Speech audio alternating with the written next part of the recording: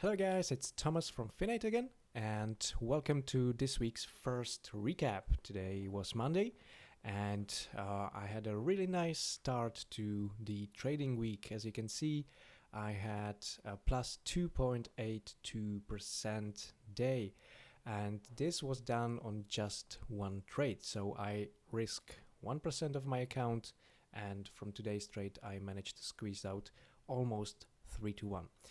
The trade was on Citigroup, and you can see there was this 4-day consolidation, and the market was breaking over the 44, give or take, price. And so typically if I saw this doji candle alone, I would stay away, but given that this was a cluster of multiple candles that formed a consolidation and a really nice gap up, also you can see there is some kind of a channel here, upward channel, and so this last candle was basically telling me, okay, so no longer are those lower prices accepted, we want to continue higher.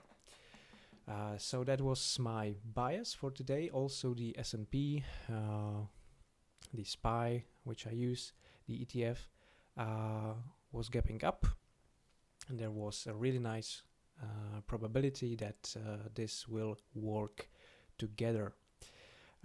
So if we place our attention on the right side of the screen, there is the 2-minute chart. So as you can see, the Citigroup gapped over 44, then retraced, then got up, and I was looking at it even at this point at around the 44.2 mark, and this seemed a little bit too risky for me.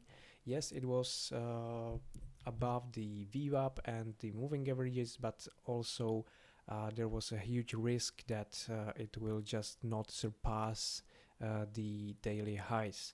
And the risk reward wasn't so great because you would have to have your stop down there, preferably below 44 because it's a whole number, so you would have additional support. And if you have taken it at around this area, you would only have like 1-to-1 risk to reward. Much more interesting situation came to be at around 10:30 Eastern Time, where Citigroup consolidated and formed a bear flag. And also was near a whole number of 45. So I placed my order 1 cent above it, and you can check it went quite nicely, albeit a little bit slower. So I was at the trade from 10:38 up until 11:34. So not bad. The market really helped, and we will check that very thing. We'll use the 2-minute as well, and you can see that from the time I got in, which was here, market retraced. There was a potential of a breakdown, but it held. Meanwhile, Citigroup stayed significantly above the S&P retracement, and that was my extra confirmation that I should hold on to it. Although I could have got out of the trade with a slight positive and just not take any more risks, I decided to hold on, and it paid really nicely.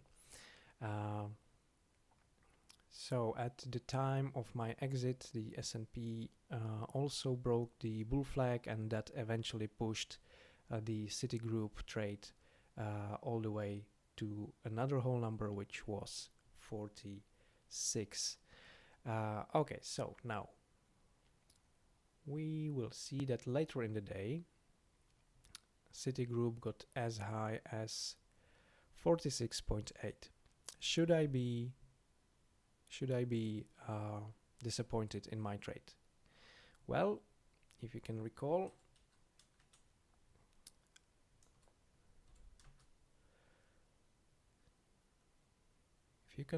I already did 2.82%, which is well above my 2-to-1 usual risk to reward. Also, if you check those candles out, the average range is what?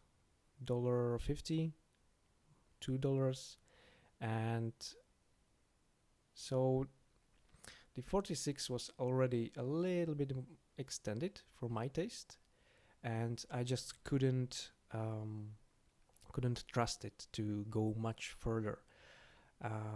Maybe if you consider this some kind of awkward cup and handle formation, maybe this was your second entry point, but already you are entering at something that is really extended. If you check out the opening range here and the move all the way there, so there is no point. So I just stopped watching it, and I was checking out other ideas, but in the end I didn't like any. So I'm now officially out of the drawdown. I'm up 25% in total for the month of April. Let me check really quickly. I'm up 4.73%. So yeah, we'll see how it goes.